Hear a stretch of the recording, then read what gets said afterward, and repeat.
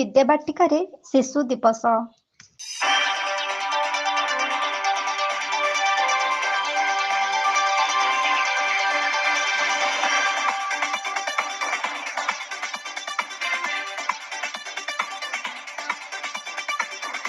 କେନ୍ଦୁଝର ଜିଲ୍ଲା ପାଟଣା ବ୍ଲକ ଅନ୍ତର୍ଗତ ତୁରୁମୁଙ୍ଗାଠାରେ ଥିବା ଅଗ୍ରଣୀ ଶିକ୍ଷା ଅନୁଷ୍ଠାନ ଶ୍ରୀ ବିଦ୍ୟାବାଟିକାରେ ପାଳିତ ହୋଇଯାଇଛି ଶିଶୁ ଦିବସ। ପଣ୍ଡିତ ଜବାହରଲାଲ ନେହେରୁଙ୍କ ଜନ୍ମବାର୍ଷିକକୁ ମନେ ପକାଇବା ପାଇଁ ନଭେମ୍ବର 14 ତାରିଖରେ ଶିଶୁ ଦିବସ ପାଳନ ହୋଇଥାଏ। 2025 ମସିହାର ବିଷୟବସ୍ତୁ ପ୍ରତ୍ୟେକ ଶିଶୁ ପାଇଁ ପ୍ରତ୍ୟେକ ଅଧିକାର। ଶିଶୁମାନଙ୍କ କଲ୍ୟାଣ, ଶିକ୍ଷା ଏବଂ ସ୍ୱାସ୍ଥ୍ୟକୁ ସୁରକ୍ଷା ଦେବା ପାଇଁ ଭାରତର ପ୍ରତିଜ୍ଞାକୁ ନବୀକରଣ କରେ।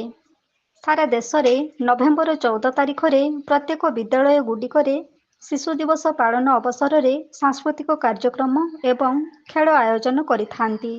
ଶ୍ରୀ ବିଦ୍ୟାବାଟିକାରେ ମଧ୍ୟ ମହା ଆଡମ୍ବର ସହକାରେ ଶିଶୁ ଦିବସ ପାଳିତ ହୋଇଯାଇଛି। ଶ୍ରୀ ବିଦ୍ୟାବାଟିକାର ନିର୍ଦ୍ଦେଶକ ଅନିଲ ଚାୱଡାଙ୍କ ତତ୍ତ୍ୱାବଧାନରେ ସମସ୍ତ ଶିକ୍ଷକ ଶିକ୍ଷୟିତ୍ରୀ ଦ୍ୱାରା ଖୁବ୍ ଉତ୍ସାହ ଉଦ୍ଦୀପନା ମଧ୍ୟରେ ପାଳିତ ହୋଇଯାଇଛି। ଏହି ଶିଶୁ ଦିବସ କାର୍ଯ୍ୟକ୍ରମରେ ବିଦ୍ୟାଳୟର ସମସ୍ତ ଛାତ୍ରଛାତ୍ରୀ ଉତ୍ସାହର ସହିତ ସାମିଲ ହୋଇଥିଲେ।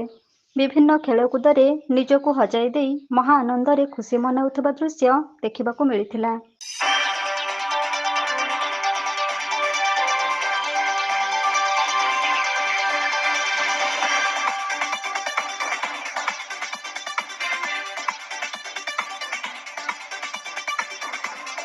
କେନ୍ଦୁଝରରୁ ଦେବାନନ୍ଦ ମହାନ୍ତଙ୍କ ରିପୋର୍ଟ, এবি ନ୍ୟୁଜ୍।